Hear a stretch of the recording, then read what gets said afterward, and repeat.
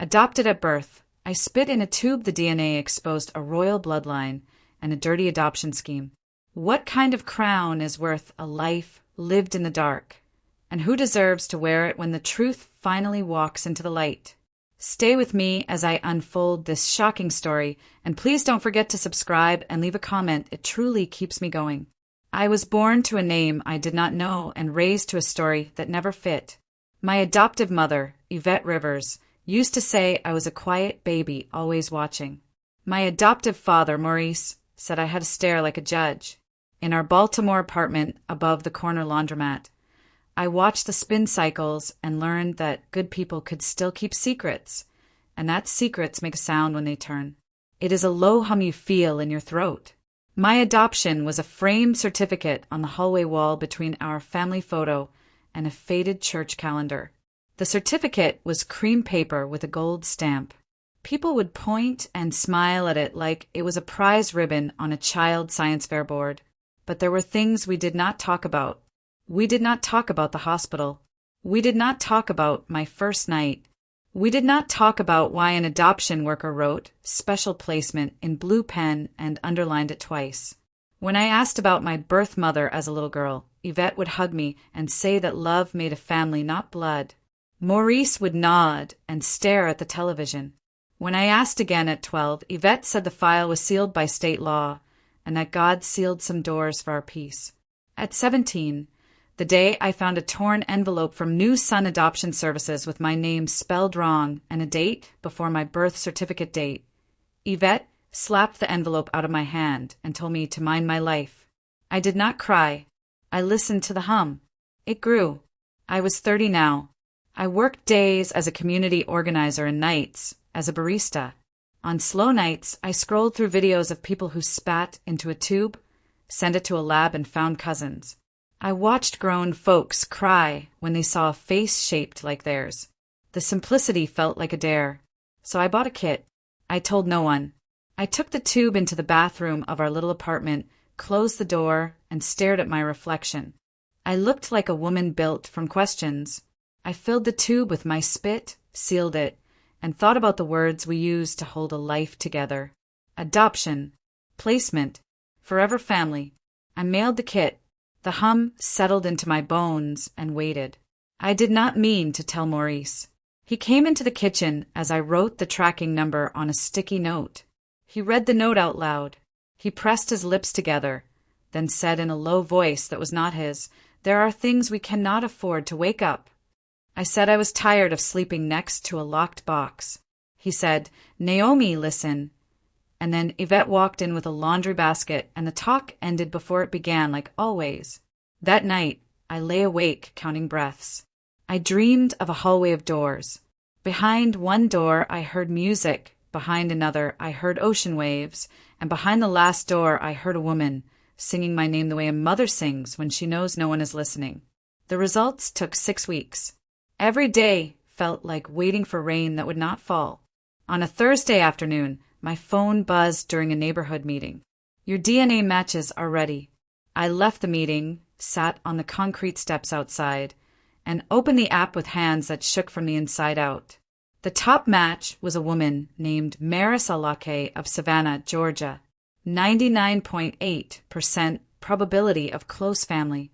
Under that were surnames I had never seen in my own life. Alake, Sundi, Akan, Price. Then a cluster of locations glowed on the little map. Baltimore, Charleston, New Orleans, Dakar, Lagos. Under ancestry composition, a small banner appeared that said, "Notable community detection, Lowcountry, Gullah Geechee, and Senegal, River Valley. Possible links to historical house of Sundi lineages." I felt the world tilt, but not like it was falling. More like it was finally showing its true face. I clicked on Maris. There was a message waiting that she seemed to have sent the instant my results posted. It said, "If you are who I think you are, I have been searching for you for 30 years. Your mother was my youngest sister. She had a daughter we were told died the night she was born. If you are reading this, please call me. There is danger in what we know, but there is also a crown." I read the message twice, then 3 times. Crown. The word felt like a story from a story. I called the number. A soft, steady voice answered. Child, she said before I spoke my name, is that you? Is that my sister's girl? I could not speak. I could only listen. She told me my birth mother's name was Sola Alake. She told me Sola died in a fire in a Baltimore boarding house weeks after I was born. She told me the family had been told that I did not survive my first night, and that the certificate came from a state office with a clerk who retired the next day. She told me Sola was the youngest daughter of the Alake line, a family that held a ceremonial chieftaincy seat in a coastal West African kingdom before civil wars scattered them across the Atlantic. She told me that the Alake line kept records that crossed oceans and centuries, that names were not only names, and that if I had my mother's blood, then my name belonged to a line that had never agreed to vanish. I sat on the steps and listened to the city traffic move like a river. Cars honked. Somebody laughed. A siren wailed. I stared at my hands. They did not look different, but they held weight I could finally feel. I told Maris I needed to see her. She told me to come. She said, Child, bring your questions. Leave fear on the doorstep. People stole a baby for power. That kind of theft grows mold when it sits in the dark. We're going to throw every window open. I hung up and walked inside our apartment. Yvette stood at the sink, washing a cup that was already clean. Maurice sat at the table with his hands folded, like he was praying without words. I said, I found her family. Yvette's grip tightened on the cup until her knuckles turned pale. She said, No, you did not. You found a trick. These DNA things lie. Maurice looked at his hands. He said nothing. He kept looking at his hands like the lines in his palms might tell him what to do. I said, Her name is Maris. She knows my mother's name. She said, There is a crown. She said, I was stolen. The cup slipped from Yvette's hands and shattered in the sink. The sharp sound filled the kitchen. She did not flinch. She stared at me like I was a fear that had learned to talk. Who told you crown? She said. Who said that word to you? I repeated Maris's message, word for word. Yvette pressed her lips into a line. Maurice finally looked up. There were tears sitting heavy in his eyes.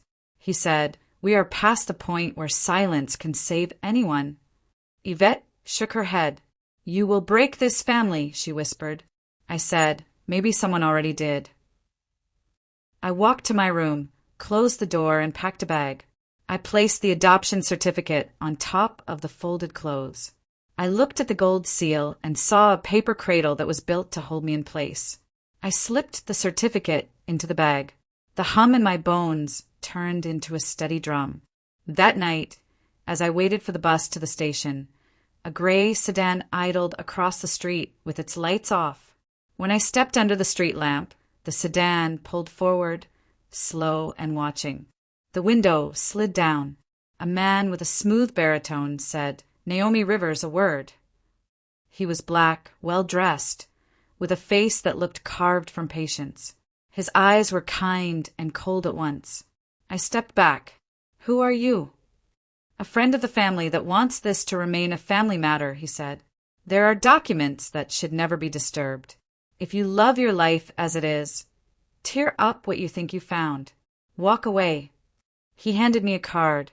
There was no name, only a phone number and a small crest of a palm tree beside a river. Something in me wanted to laugh that a threat could dress itself in manners. I did not laugh. I put the card in my pocket. The bus arrived. I climbed on, sat by the window, and watched the sedan in the rear mirror. It followed for 3 blocks, then turned away. I did not sleep on the ride. I held the card. I held the certificate. I held the message from Maris in my phone like a lighthouse. At dawn, the bus rolled south. The sun rose over fields and billboards. Somewhere between options and truth, a woman can decide to stop asking permission to exist. I made that decision as the bus crossed into Georgia. The road into Savannah smelled like river salt and old stories. I stepped off the bus to find a woman with silver hair, strong shoulders, and eyes that had been brave for a long time. She held a bouquet of gardenias. "Child," she said, and then I was inside her arms, and something in me that had been clenched since birth found a way to breathe.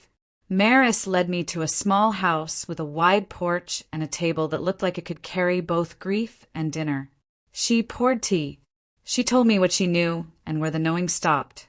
She showed me a trunk of documents, names written in ink that did not bleed when tears fell. She opened a folded cloth and placed a small bronze emblem in my palm. It was shaped like a river and a crown woven together. The weight was not heavy, but it felt like more than metal.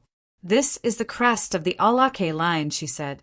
"It is passed to the living child of the youngest daughter when that child is named by the family. No one named you. They took that right." I felt rage rise, hot and clean, not the kind that burns you, but the kind that gives you power to walk.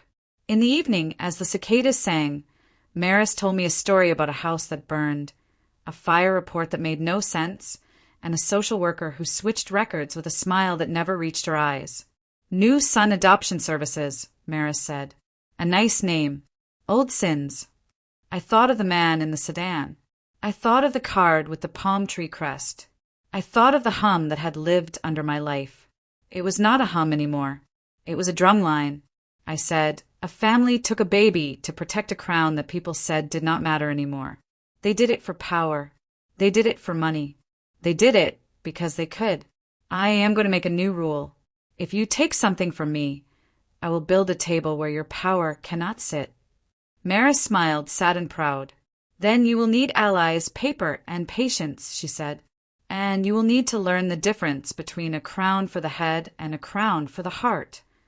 Under the porch light, I pulled the sedan man's card from my pocket and laid it on the table. Maris stared at the crest and nodded. "Low Country Guild," she said. "Old families with new lawyers. They protect money that touched the river before we did.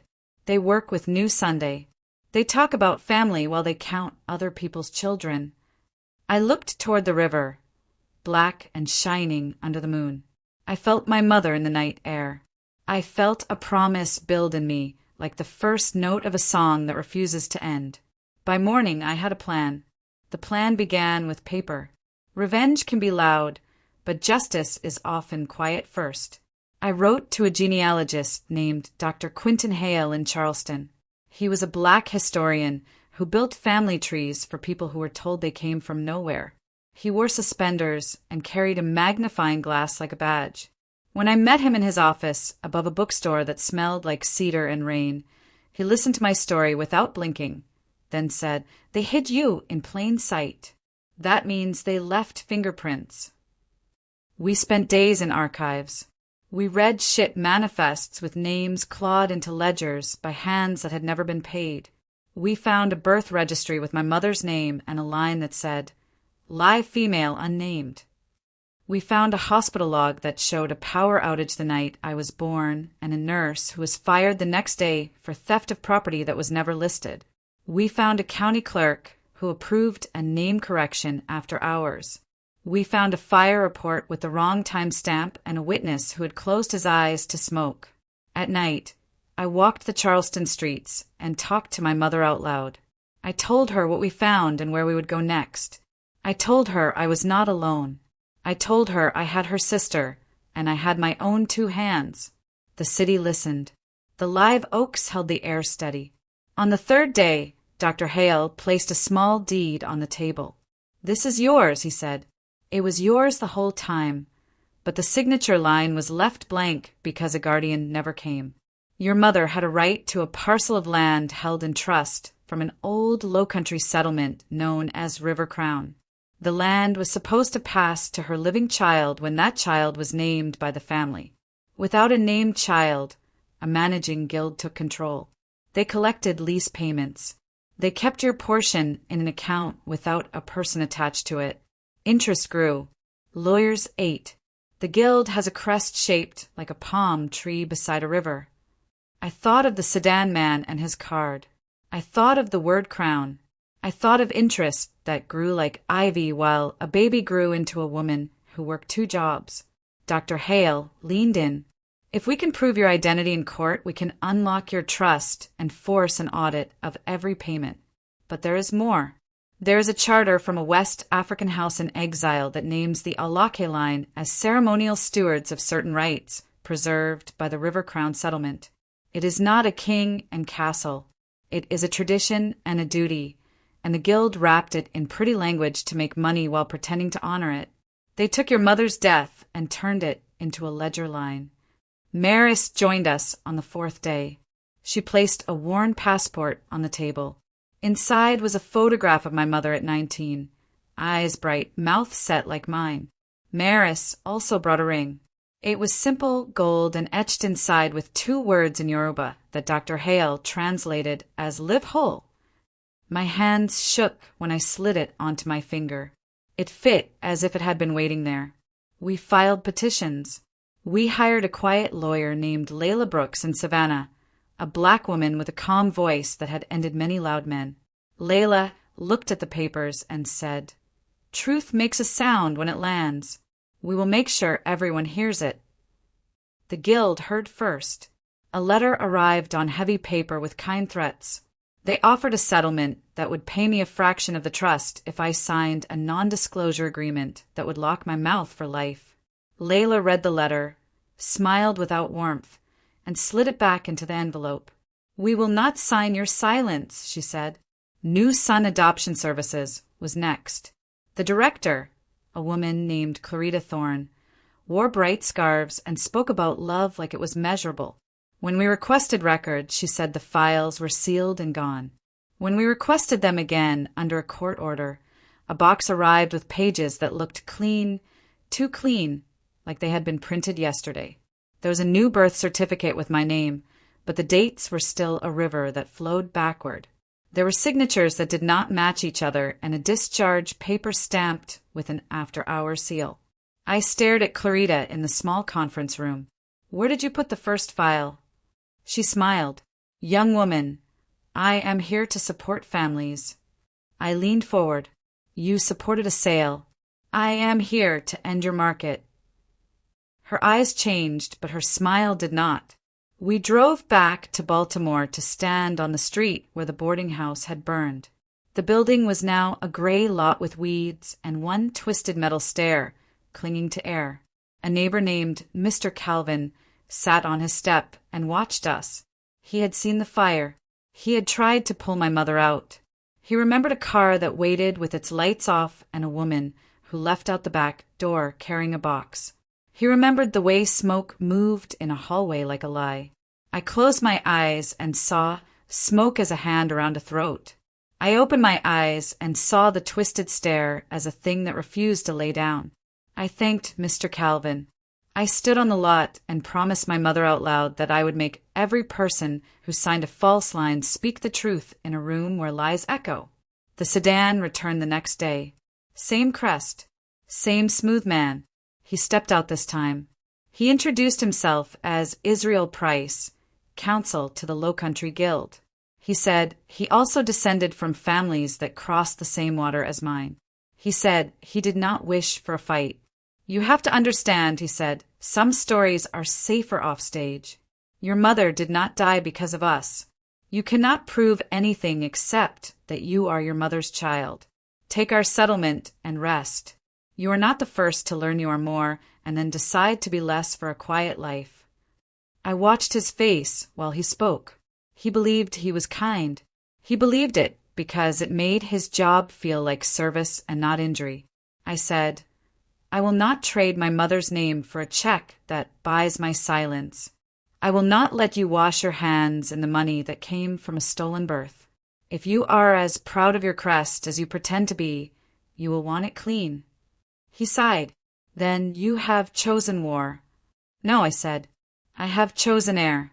Open windows are only war to people who live on mold." He left. Layla clapped once, softly. "That line will sound good in a courtroom," she said. The first hearing was set for New Orleans. where the guild had filed to consolidate assets under a trust that sat in a bank with oil money and old sugar names. We chose New Orleans for another reason. It was where the River Crown Festival took place every spring, a celebration of food, music, and a story about a crown that crossed the ocean and learned to be a circle instead of sharp point.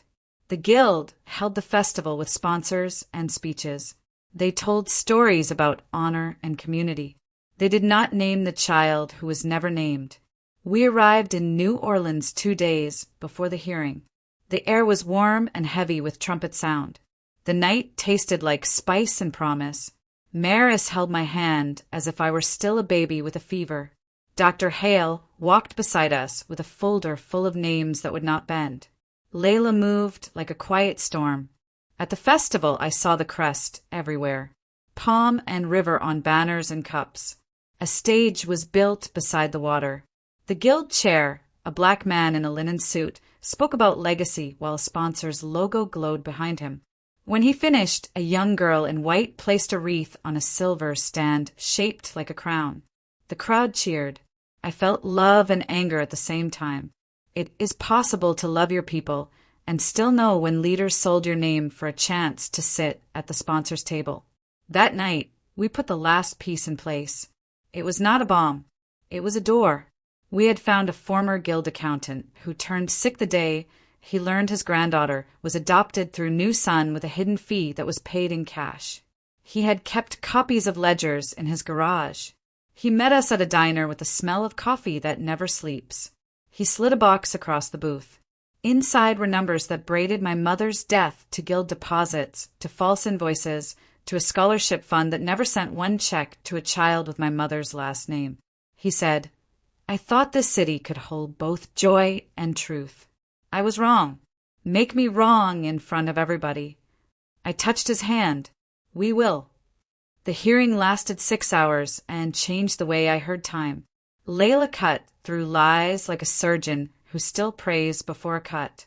Dr. Hale walked the court through the dead and the living with a tenderness that made the judge put his glasses down and listen as a man. Maris spoke my mother's name, and the room felt her stand up. When it was my turn, I did not shake. I told the court I had lived my whole life in a house built from kind lies and hard silences. I told them a crown without conscience is a coin. I told them I was not there to claim a throne, but to claim the right to my mother's name, to her trust, to a clean ledger, to a child I used to be who deserved to be named. The judge watched me. The guild lawyers looked everywhere but my eyes. We won the first motion. The court ordered an audit, unsealed the adoption file, and froze certain guild accounts. The judge said he would see us again in 3 months for final relief.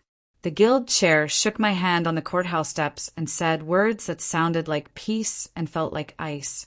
The festival continued along the river as if nothing had shifted, but the air had changed. It tasted like a storm had cleared and left something clean behind. That night, we were followed from the courthouse. A black SUV with tinted windows tailed our rental. At the hotel entrance, it parked across the street and waited. I stepped outside and faced it. The window lowered. Israel sat in the back seat, quiet. He looked tired. He said, "You are better at this than we thought." "Maybe you should stop thinking of me as a file," I said.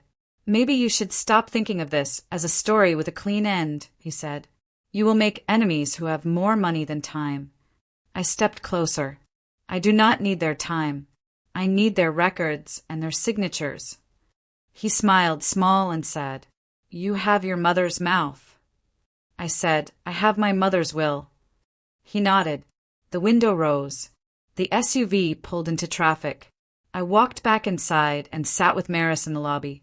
We did not speak. We held hands. The lobby piano played a slow song that sounded like a boat pulling from a dock. I did not sleep. I did not need to. I felt awake for the first time in my life. Morning came. We returned to Savannah. Neighbors brought pies and questions. News articles began to appear. A local station ran a story about the woman adopted at birth who might carry a crown in her blood and a ledger in her hand. People wrote me messages. Some said I was blessed. Some said I was greedy. Some said I had saved their child by making a path they could walk. I answered the messages one by one. I told people that truth is a way of walking. The next letter came from a lawyer who represented a foundation I had never heard of. The letter said that a travel fund in my mother's name still existed in a bank in Detroit, created by a union of dock workers who had loved my grandfather when he first came to America. The fund was small, but it had grown while no one looked. The letter asked if I would travel to Detroit to speak to the old Dock Workers Council. They wanted to tell me something they had whispered for years. They wanted to tell me who paid for a fire. We went to Detroit in late fall. The air was sharp and honest. The council met in a hall with flags on the walls and coffee in styrofoam cups. The men and women there were old and beautiful. They told me that a shipping company had sent money to a private investigator the month my mother died. The investigator had visited the boarding house. He had left before the fire. The shipping company had moved goods for the guild sponsors. A name repeated like a drum beat, Clarita Thorne. She had cousins on the board of the shipping company. She had been paid as a consultant. Her scarf had been seen in a car by the alley behind the boarding house 2 nights before the fire. I held the styrofoam cup and did not spill. My rage sat very still. It did not shake the table. It opened a new door. We gathered our proof and built a case. We planned our next move. We would not just win money. We would pull a thread that would unravel a room. We would do it in public, where children could see how a lie dies. The council president pressed a packet into my hands. Your grandfather taught us to hold the line, he said. He said, a line is not just rope. It is promise. Hold the line, child. I nodded. I felt the line move through my hands like a living thing. 3 weeks later, we set the date. The River Crown Winter Gala would be held in Savannah in a grand hall with chandeliers like upside-down bouquets. The guild would gather. Sponsors would clap.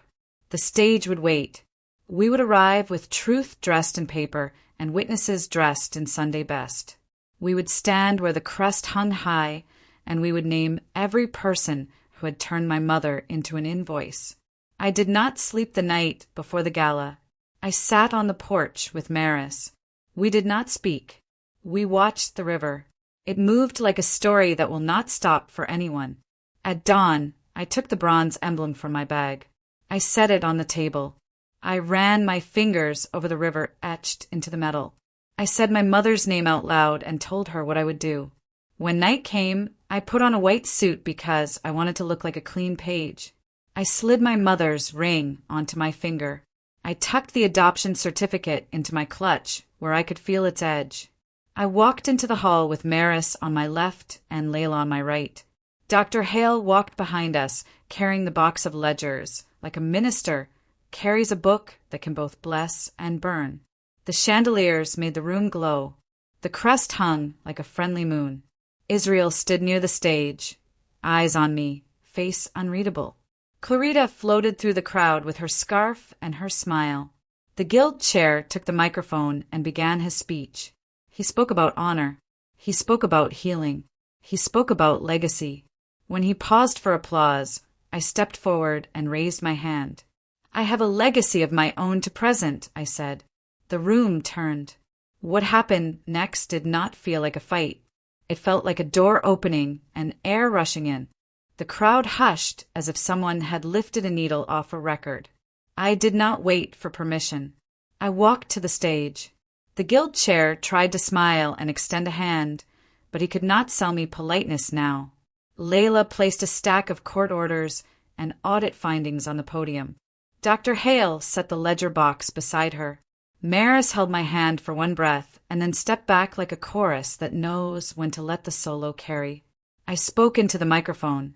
My voice did not need to be loud. The hall was already listening.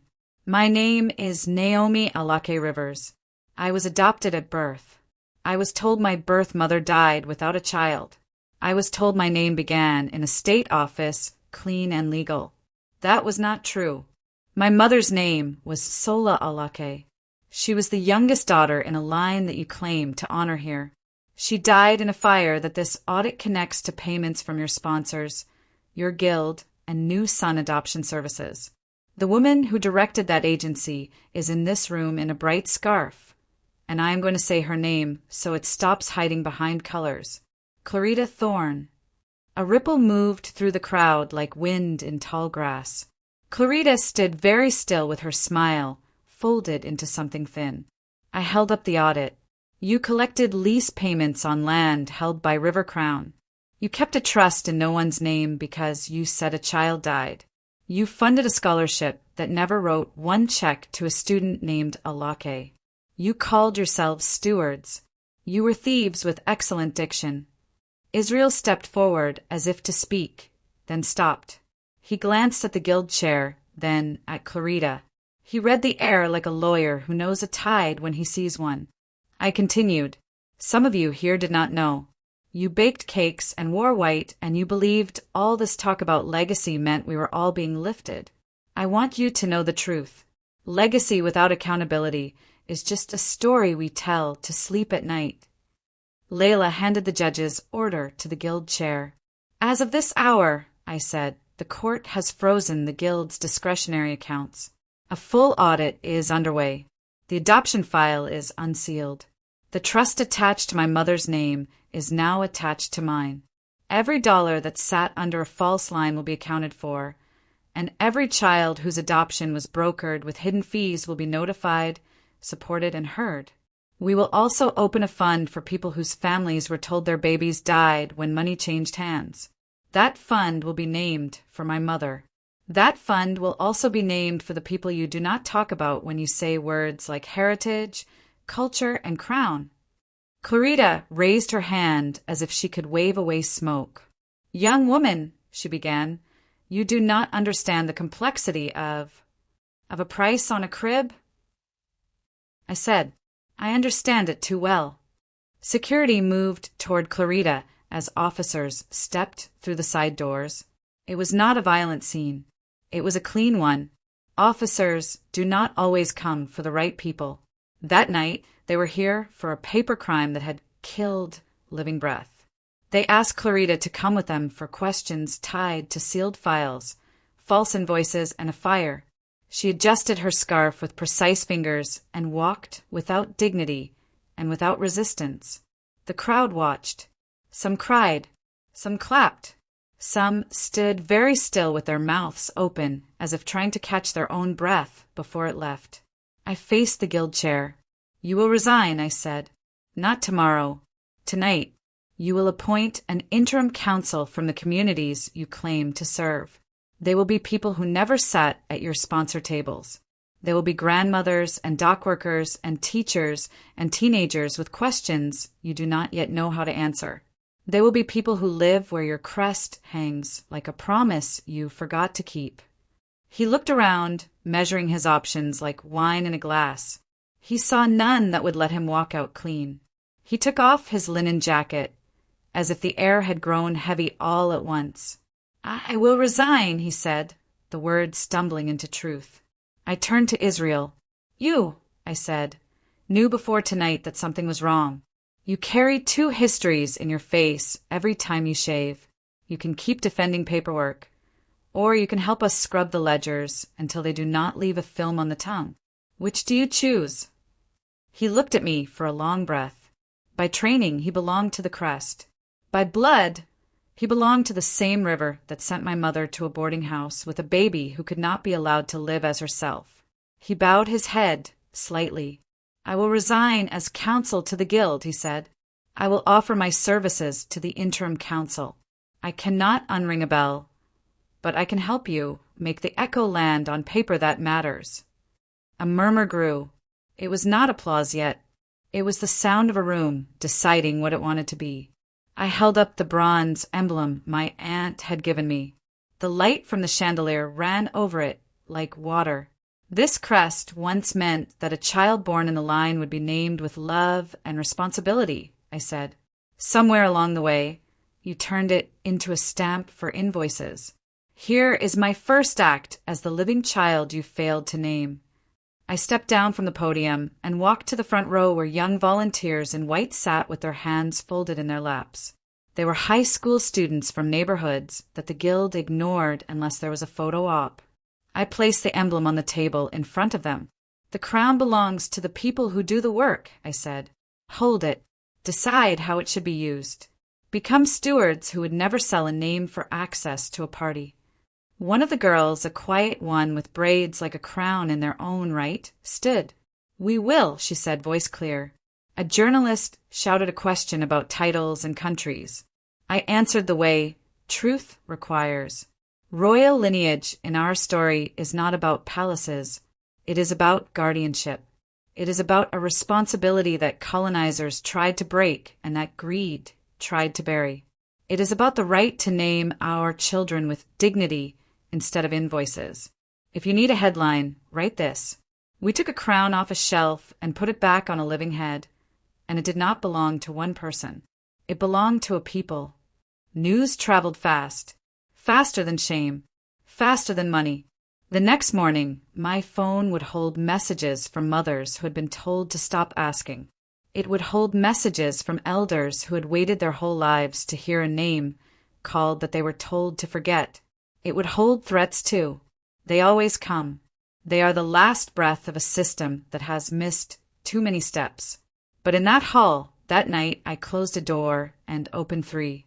After the officers left with Clarita, after the guild chair stepped down, after Israel put his business card on the table and then ripped it in half himself, I invited the crowd to sit back down.